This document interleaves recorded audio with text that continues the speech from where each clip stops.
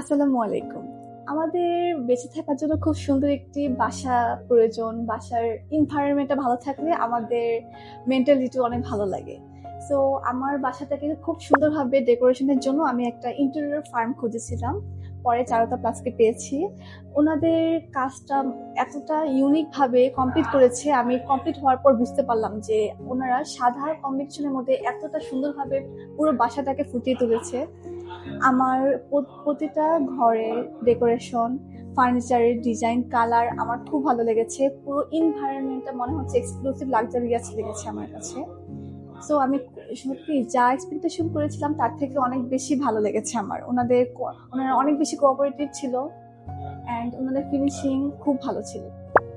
Overall পুরো ফ্ল্যাটের কথা বললে মাস্টার বেডগুলোর ডিজাইন, পর্দার কালার তারপর অনেক সুন্দর ছিল।